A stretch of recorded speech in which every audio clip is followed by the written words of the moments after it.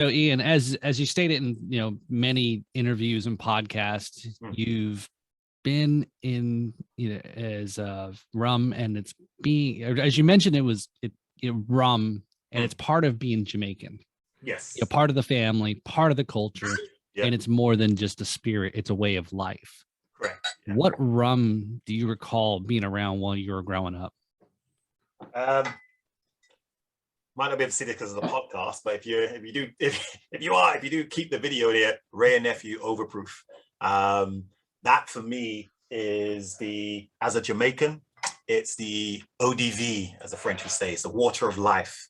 It's the first rum I probably drank or tasted. I didn't say drunk, but tasted. It'll definitely be the last one I'll have. I had it if I'm on my deathbed. I'm like, bring the Ray and Nephew so I can have a sip before I pass away. It's part of Jamaica's culture. It's 63% alcohol by volume, or 126 proof.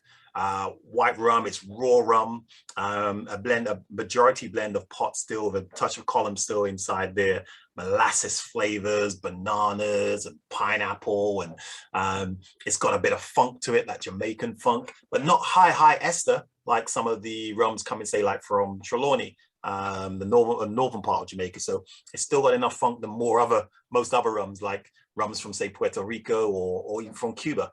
But it's for me, that is part of Jamaica. Even the bottle, the colors of the bottle is the same as our flag. It's green, black, and yellow, just like the bottle. So that for me is quintessentially the first and last rum I'll drink, because it's part of our culture.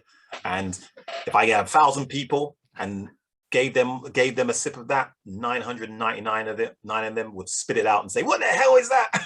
Because it's the quiet taste. Yes, right. It definitely is. Actually, just a couple of weeks ago, I have happy hours at my job. So happy hour Fridays. Ooh.